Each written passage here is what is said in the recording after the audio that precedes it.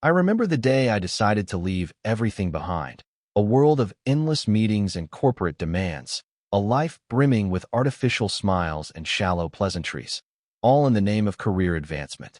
My name is Ethan Carter, and not so long ago, I was just another cog in the unstoppable machinery of capitalism, dutifully punching in and out, never questioning the purpose behind my labors. Yet, as the months dissolved into years, an emptiness took root in my heart. I craved freedom, the solace of nature, and the quiet hush of a snow-laden mountain far away from email notifications and phone calls. So it was that I retreated to my family's cabin, perched high in the frosty peaks, shielded by ancient pine forests and blanketed in thick white drifts. All I wanted was stillness. Little did I suspect that my longing for solitude would be shattered by the strangest encounter of my life. The cabin, a testament to my ancestors' rugged determination, sat in a valley carved by time, accessible only by a winding road that disappeared under layers of snow during the roughest winter months. My father had always warned me that those mountains kept secrets, that storms weren't the only forces lurking in the wilderness. Still, I left behind all the trappings of modern life and ventured there alone.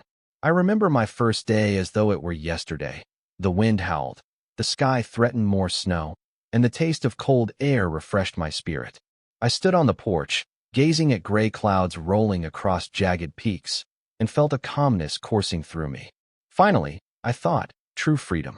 I had brought only a few supplies, canned food, extra blankets, my old rifle for protection, and a determination to find out what existed in the silence that corporate life would never allow me to hear. My first sign of something amiss came on the evening I arrived, while I unpacked my meager belongings. The fire crackled in the stone hearth, sending warmth dancing across the aged wooden floors, as shadows leapt upon the walls. I was startled by a soft sound outside, a rustle, perhaps an animal seeking shelter from the cold. But the noise was followed by footsteps, light and uncertain, treading on the creaking snow. I glanced through the window but saw nothing except the lingering, swirling flakes illuminated by pale moonlight. Resolving it must have been a passing deer, I dismissed the matter, though a mild sense of unease started to take hold. Little did I know, that was her, Lyra, first setting her eyes upon me. In the days that followed, I found the cabin's tranquility both deeply satisfying and strangely unsettling. I roamed the forests, forging my path through towering pines and across frozen streams, discovering peace in the crisp air and majestic vistas. Each day concluded with me writing in a small leather-bound journal, capturing my thoughts as I sought to untangle the meaning of a life lived in seclusion. One cold afternoon, while trudging back from a short hike, I noticed something unusual. The lock on the cabin door, which I'd left latched, lay broken. My heart pounded, and I pushed the door open with caution. Inside, it was faintly warmer than usual, as though the fire had been stoked mere moments earlier, though I knew I hadn't touched it since morning. Looking around, I spotted small disturbances. A few blankets shifted, a chair out of place, footprints, larger than a human female's, yet not quite matching a man's, tracking across the dusty floor. I called out, my voice echoing in the smoky air. No one answered. Yet, a chill danced along my spine, for I sensed someone had been there recently, possibly still hiding in the cabin's small closet or crouching beneath the bed. Slowly, I searched every corner, my old rifle balanced nervously in my hand, though my heart rebelled at the thought of actually firing it. I found no one, but as I looked out the window, I caught a fleeting glimpse, a shadow weaving between the distant trees. It was not a shape I recognized. It stood tall, impossibly graceful, with something like moonlight glistening on what might have been bare skin. And that skin, oh so startling, seemed to shimmer with a slight bluish hue. Just as quickly as I noticed the shape, it disappeared, leaving me breathless and awestruck. For several nights, I struggled to find rest, plagued by half-sighted glimpses of that figure dancing in the corners of my vision. Even during the day, I discovered new clues, footprints in the snow, the outline of a hand on the frosted window, and even strands of a delicate, silver-white hair coiled upon the cabin's wooden chair. One morning, I awoke to see a bowl and spoon placed neatly on the table, as if someone, some being, had tried to mimic the rituals of my daily life. My curiosity swelled, but so did my unease. I questioned whether I had stumbled upon a fugitive, maybe someone hiding from the authorities, or perhaps a lonely wanderer afflicted with a strange medical condition. I never once truly believed it could be an extraterrestrial being, for that seemed too far removed from reality, something belonging only in the realm of science fiction. Nonetheless, as a cautious peace offering, I began to leave out small gifts by the back door each morning: a can of fruit, a warm blanket, a note, though I doubted my visitor could read English, urging them to take what they needed. I prayed this would convince whoever, or whatever, it was that I meant no harm. Each evening, I'd return from a hike or a moment by the frozen lake to discover some items taken, others left behind. Strangest of all were the times I found the note carefully folded and returned, as though examined and deemed undecipherable. Day by day, the presence drew closer to me, in spirit if not in sight. That's how I first won her trust. I remember the exact moment we truly saw each other face to face, like a memory carved in bright silver. It was late evening, a swirling snowfall painting the mountains white. My cabin's single lantern illuminated the humble interior, revealing bare walls and simple furniture. I heard her gentle step before I glimpsed her. At first, she hovered by the threshold, framed by a swirl of snow. Then she quietly stepped inside, her tall figure stooping to clear the doorway, her skin a luminous pale blue that seemed to flicker with each pulse of her heart. Her eyes, large and an even deeper shade of blue, searched me with equal parts fear and curiosity. I gasped in shock, dropping the spoon I held in my hand. She recoiled, pressing her back against the wall, a silent apology etched into her glowing features, as though she longed to vanish. For a moment, I was certain I was dreaming. Yet, the sound of the wind outside was too real, the sensation of the wooden floor under my feet too solid. Gathering my courage, I whispered something, though I cannot recall what. An inane greeting, perhaps. She tilted her head, her silvery hair cascading over her shoulders, and let out a soft, melodic hum. We stood like that for what felt like hours, two strangers from different worlds, drawn together by a curious mixture of dread and kindness. I dared to step closer. She tensed, ready to bolt, but I lifted my hands, palms forward to show I carried no weapon. Her rigid posture softened fractionally. Then she looked down, pointing to the floor. It was a simple sign, but I understood. She was cold, exhausted, and in need of safety. Without a word, I led her to the fire. She sat on the floor, near enough to feel the heat, yet still cautious of me. In her deep blue eyes, I saw intelligence and an echo of unimaginable sorrow. She gestured vaguely, placing a slender hand upon her chest, as though trying to convey something. Her lips moved in an almost silent voice, forming a word I could not interpret. Time stretched thin as we attempted a clumsy conversation, a dance of gestures, nods, and quiet hums. Finally, with a shaky breath, she pronounced a single syllable: Lyra. It sounded as though it was shaped by unfamiliar vocal cords, yet resonated sweetly. I repeated her name, carefully forming the consonants on my tongue, and she nodded, relieved. Then, lifting my own hand, I said Ethan.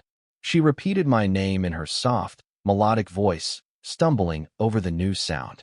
As the night wore on, our communication became less frenetic.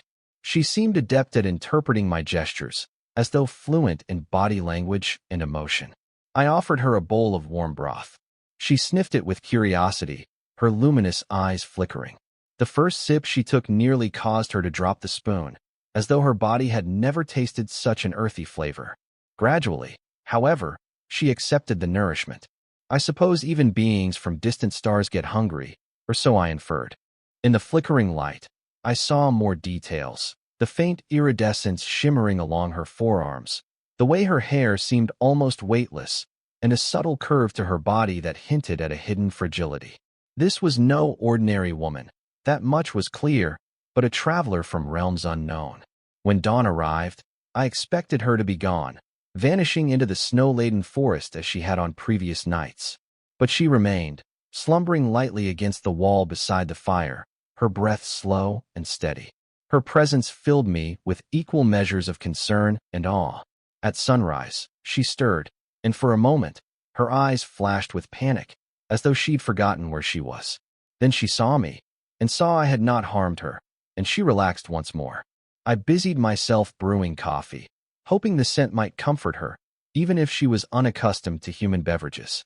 She watched me, curiosity evident in her gaze, as though every mundane human action was an enigma worth unraveling. Within a few days, an unspoken routine developed between us. I ventured into the woods to gather firewood, always conscious that she might watch me from a distance. I sometimes heard her humming softly in the cabin when she believed she was alone. I tried to teach her simple English words, holding objects aloft and enunciating carefully. She learned quickly, her mind grasping each syllable with startling ease. Her voice, when she spoke, held a gentle harmony, like wind chimes swaying in a breeze. I discovered that she was far from fragile. Her height alone hinted at an inner strength, but she was deeply cautious, like a deer aware of hidden dangers. Over time, she confided in me, haltingly, that she had escaped from something, though my limited understanding of her whispered confessions provided few details. One frigid afternoon, as we sat together by the fire, she touched her lower abdomen, her glowing features cloaked in an expression that spoke of weariness and hope intertwined. At first, I could not fathom the significance, but she uttered a few shaky words. "Child, must protect." My heart lurched. She was pregnant, carrying a life within her, an unborn child whose origins defied everything I knew. I reached for her hand, murmuring that she was safe here. Her other hand pressed again upon her belly, her blue eyes shining with a mother's fierce devotion. The revelations of that day left me reeling, yet also filled me with renewed resolve. If she was indeed on the run, what threat could possibly pursue her to these snowy mountains? I could not let anything harm her or her unborn child. Though our uncertain peace was momentarily sweet, the storm gathering around us would not remain at bay forever.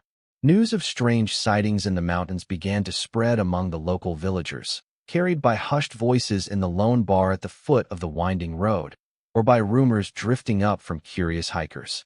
On supply runs, I overheard talk of otherworldly lights and mysterious footprints.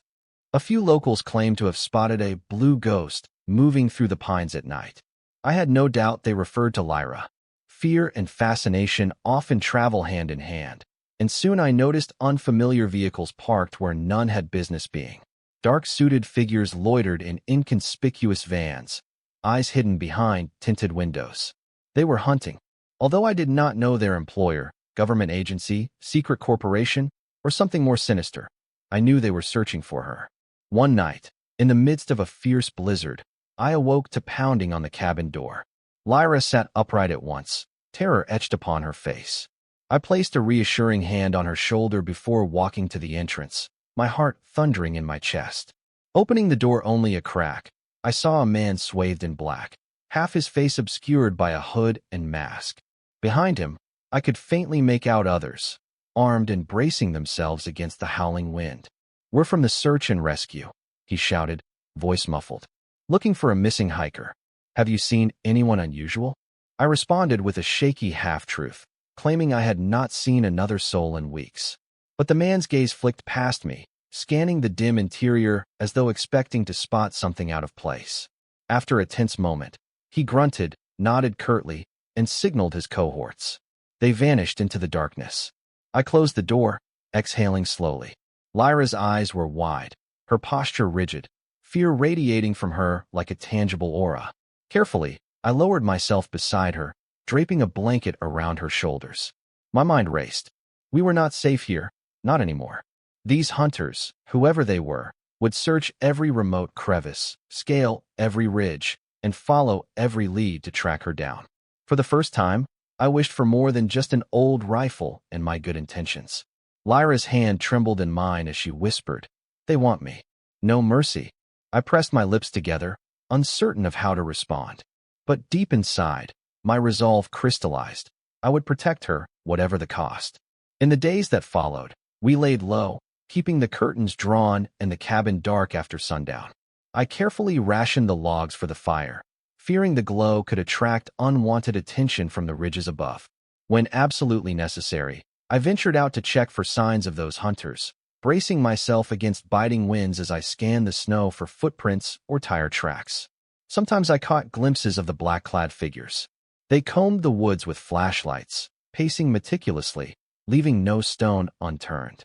Once, while crouched behind a thick trunk, my breath nearly froze in my lungs as one of them passed within arm's reach, the beam of his flashlight dancing across the snow. I remained still, blood pounding in my ears, until he moved on. That night, I returned to the cabin and found Lyra trembling, half sobbing, convinced that each passing minute brought doom closer. Despite the overwhelming danger, something extraordinary blossomed in those moments of peril and vulnerability. Lyra and I, bound by necessity, found our hearts intertwined. Her gratitude for my protection expressed itself in lingering looks and gentle smiles. I discovered a courage within me that I had not known existed, driven by an intense desire to shield her from a world that might exploit or destroy her. We communicated more fluidly now, our shared language a blend of her softly spoken English and wordless understanding. One evening, in the dim lantern light, she sang to me in her native tongue, a lilting melody that spoke of heartbreak, exile, and a yearning for home. Though I comprehended none of the alien words, I felt her sorrow keenly. The tears in her eyes, the trembling in her voice, conveyed more than any translation could. Then came the darkest hour. Late one night, Lyra woke me from a restless doze, her face contorted in pain. She clutched her belly, breathing raggedly, eyes brimming with anguish. The child was stirring, perhaps arriving sooner than we had expected. As I tried to calm her, footsteps thundered around the cabin. The hunters had arrived in force. The banging on the door echoed in the small space like thunderclaps, accompanied by shouts. "Open up!" My mind raced, heart hammering against my ribcage. Lyra was in labor, or close to it, and these men were mere moments away from capturing her. I grabbed the rifle, motioning for Lyra to hide in the back room. She staggered to her feet, but pain seized her, causing her to cry out in a plaintive, keening wail. That was all the men outside needed to confirm their prey was inside. With a final smashing blow, the front door burst open, shards of wood scattering across the floor. 3 men in tactical gear rushed in, rifles raised, scanning the room with professional precision. I leveled my old weapon at them, my hands shaking, and shouted for them to stay back. I knew I was outgunned. Yet, something surprising happened. Lyra, despite her agony, stepped forward, eyes ablaze with a fierce light. She raised one hand, and for a brief instant, the air around her seemed to shimmer like a heat wave. The men hesitated, apparently caught off guard by this unearthly spectacle. Then, with a force that defied explanation, a pulse of energy exploded from Lyra's outstretched arm, sending sparks dancing along the cabin walls. The men were flung backward, crashing into the snow outside, leaving me in stunned disbelief. Gasping for breath, Lyra slumped forward, her luminous skin flickering. I rushed to her side, gently lowering her onto the blankets. The child's arrival was imminent. No time remained to find better shelter, no time to doubt my abilities. The howling wind outside and the shouts of the scattered men formed a chaotic backdrop to the most critical moment of our lives.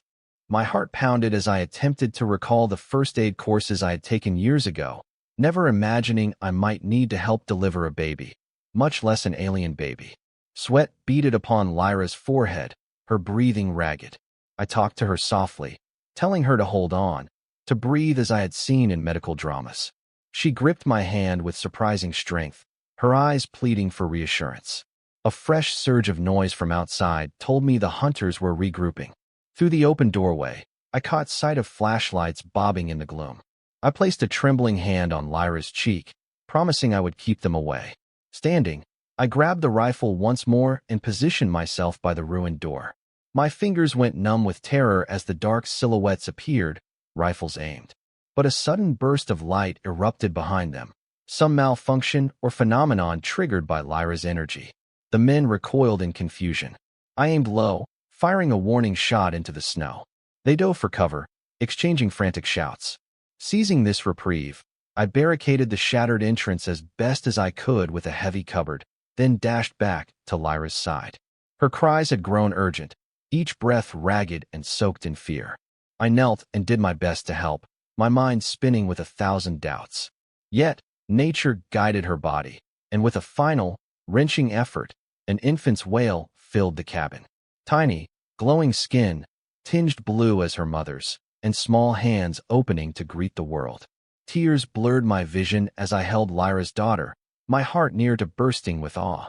Outside, footsteps pounded once again. My heart sank, realizing they would not relent. We were trapped, exhausted, vulnerable. Still, something in me refused to surrender. If this was to be our last stand, then so be it. I handed the child to Lyra, who cradled her lovingly. The baby's cries grew soft, her own tiny glow pulsing in time with her mother's. As I prepared for a hopeless defense, a sharp whistle pierced the night. Then another, and another. Soon, the men's loud shouts turned to confusion. Peering through a shattered window, I saw more lights, dozens of them, moving swiftly through the trees. At first, I feared reinforcements for the hunters, but the lights fanned out, and I realized they were the local forest rangers, accompanied by concerned villagers. I recognized some of their faces, men and women from the foothills, armed not with rifles, but with a quiet determination to ward off trespassers. Apparently, my earlier visits, the rumors swirling through the mountains, and the suspicious activities of these black-clad men had prompted the community to band together. Confronted by a unified force, the hunters retreated, shouting curses and promises of return, but clearly outnumbered. Their vehicles roared to life, and within minutes, they vanished into the swirling snow, leaving only tire marks and churned-up drifts behind. Inside the cabin, I struggled to catch my breath, relief so intense it made me weak. Lyra cradled her newborn daughter, tears of elation mingling with exhaustion. I gently brushed damp hair away from her forehead, murmuring that it was over. The baby, so fragile and radiant, quieted, her eyes fluttering open for the first time. In them, I saw innocence, hope, and a tiny reflection of my own awestruck face. Outside, a gentle knock replaced the violent pounding from before. The local rangers had come to check on me, but I asked them to wait while I composed myself. Lyra and I shared a meaningful glance, understanding that her secret was only growing more impossible to hide, yet also sensing a shift had occurred in the hearts of those living in these mountains. Fear might linger, but compassion had come to our rescue in the 11th hour. Over the next weeks, a fragile peace descended upon our mountain sanctuary. The rangers turned a blind eye to the strange happenings up at my cabin, perhaps suspecting something out of the ordinary, yet unwilling to condemn a mother and child to pursuit. The villagers, rumor-loving though they were, proved protective of their own, as well as those they considered under their watch, offering discreet assistance. They never intruded directly, but on cold mornings, I sometimes found fresh supplies left on my porch, blankets, canned vegetables, bandages, anonymous gifts from neighbors who believed in extending kindness when needed. Meanwhile, Lyra slowly recovered from the ordeal, her child blossoming with each passing day. The baby laughed at the crackle of the fire, at the rustle of pine branches outside, at the gentle songs her mother sang in that melodious alien tongue. Over time, I found myself adapting to fatherhood in the most extraordinary circumstances. I learned to cradle this little being so as not to jostle her too much.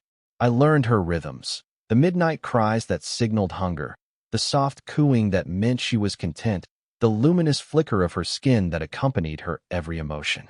Lyra, while protective and nurturing, remained somewhat haunted by the specter of those who hunted her. She confided more in me, her English improving daily, her stories of an ancient civilization far beyond Earth's boundaries gradually surfacing. She spoke of a dying world, ravaged by forces I could scarcely imagine, and of a desperate journey across the stars. She was, as far as she knew, the last of her kind. That knowledge weighed heavily upon her heart. I listened, comforting her, promising that she and our daughter had a safe refuge here in this snowy domain. Life, like the snows of winter, slowly thawed into a gentler existence. The months rolled on, and the baby, whom we named Aurea, a blend of Lyra's language and my own penchant for naming, took her first trembling steps upon the worn cabin floorboards. Each new milestone filled us with joy, an affirmation that hope could flourish even in the face of cosmic exiles and clandestine threats. Though we always remained vigilant, the hunters did not reappear. Perhaps they retreated to conspire anew, Or perhaps they lost track of Lyra in the labyrinth of official denial and local silence. Either way, the mountains guarded us, just as they had for generations of my family. One mild spring day, a year after Oria's birth, I ventured with Lyra and our daughter beyond the cabin, taking slow, cautious steps along a winding trail scattered with patches of melting snow. Lyra marveled at the budding greenery, gently touching the fresh shoots of grass. It was Oria's first time outside for more than a few minutes, and her eyes widened in wonder at the tapestry of the natural world. We found ourselves by a clear stream, its icy waters rushing over smooth stones. Lyra knelt, placing Oria's tiny feet in the edge of the flow, laughing softly at the child's delighted squeal. I stood behind them, an unspoken sense of belonging thrumming through me. In that moment, I felt the earth itself welcome Lyra and Oria, weaving them into the tapestry of life. They were no longer outcasts, but a small family brimming with love. The seasons turned, each bringing a new chapter. Lyra and I repaired the cabin together, replacing rotted wood, adding a makeshift nursery in one corner, and even building a new chimney to better withstand the savage winter storms. We foraged for berries and mushrooms, setting up a small garden plot in the short summer months. Oria toddled among the rows, giggling whenever a curious beetle scurried by. In our free time, we taught her bits of both English and Lyra's native tongue, weaving a bilingual melody of lullabies and bedtime tales. Each night, after putting Oria to sleep, Lyra and I would sit beneath the stars on the small porch, her head resting upon my shoulder, while we contemplated the cosmos above. Sometimes, she pointed at a bright star or cluster, murmuring tales of her distant home, explaining the constellations as her people had known them. My heart ached each time, understanding that she missed a place she would never see again, yet also rejoicing that she chose this new life with us.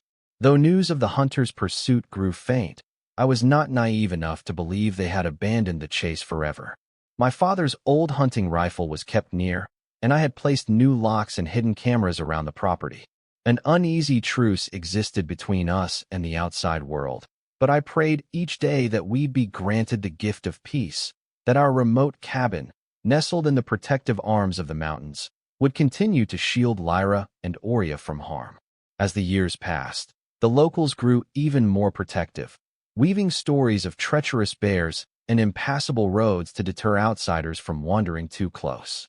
As far as they were concerned, I was a solitary soul who'd chosen a hermit's life, a curiosity, yet harmless.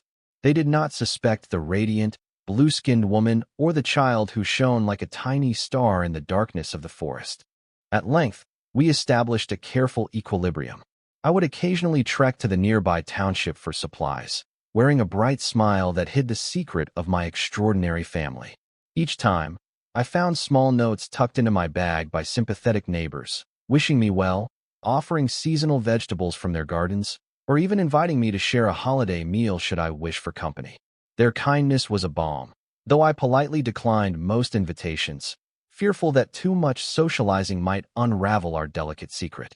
On rare occasions, Lyra joined me at the edge of the village, veiled in a hooded coat, marveling at the quaint wooden buildings and market stalls, each a testament to human craftsmanship and resilience.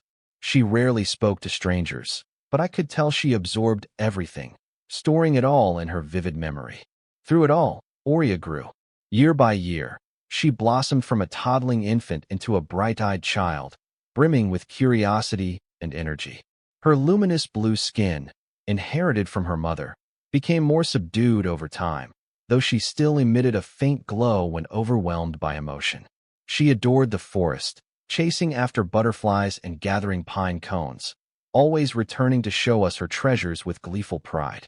At night, she'd nestle between Lyra and me, gazing at picture books or listening to us tell stories, some from Earth, some from Lyra's faraway world, braided together in a tapestry of cosmic wonder. She became the bridge linking our two realms, embodying a future shaped not by fear, but by the promise of unity. I recall the day Oria asked why she looked different from me. Lyra gently explained that we come from different paths in the grand tapestry of existence, but that love binds us all. Oria listened intently, then wrapped her small arms around my neck and called me Papa. My heart soared, and tears glistened in my eyes. In that moment, every hardship, every battle, felt like a small price to pay for the gift of her trust and love. Lyra, watching us, smiled softly, an expression of quiet gratitude lighting her features. Eventually, peace became our new normal. The harsh winters returned each year, yet within our cabin, laughter prevailed.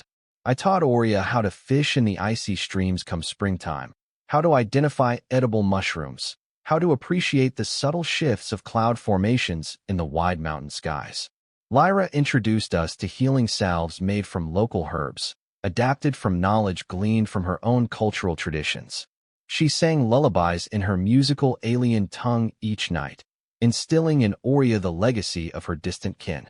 Occasionally, we caught glimpses of watchers in the forest, but they kept their distance, perhaps having concluded that mother and child were no threat at all, or perhaps some deeper forces had intervened. Regardless, we let each day unfold with newfound optimism. Years passed like pages in a cherished story, each chapter more vivid than the last. Oria grew taller, her once uncertain steps giving way to confident strides. Her eyes shone with intelligence, a quick mind that devoured every shred of knowledge we offered. Sometimes, Lyra gazed at her daughter with a kind of bittersweet pride, marveling at a life that blended two worlds. As for me, the corporate cubicles and suits of my past seemed like distant phantoms. I no longer longed for ambition or wealth. Instead, I found completeness in the steady rhythm of chopping wood, brewing tea at dawn, and whispering good night to my family beneath the watchful gaze of 1,000 silent stars. I often reflect on the improbable series of events that brought Lyra to my door, battered by the storm, carrying the hope of a new life within her. She might have chosen any other refuge, if it existed, or hidden herself away until her last breath. Yet fate, or providence, led her to me, to us. In saving her, I saved myself from a life of hollow routine, discovering instead a world of wonder tucked away in a secret corner of the mountains. And now, each day, I am reminded of the boundless capacity for love that can blossom between two strangers, no matter how vastly different their origins may be. But perhaps the greatest affirmation came when Oria, now older, her sparkling eyes brimming with warmth, ran up to me in the pale light of morning and exclaimed, "Papa, can you teach me how to read the stars?"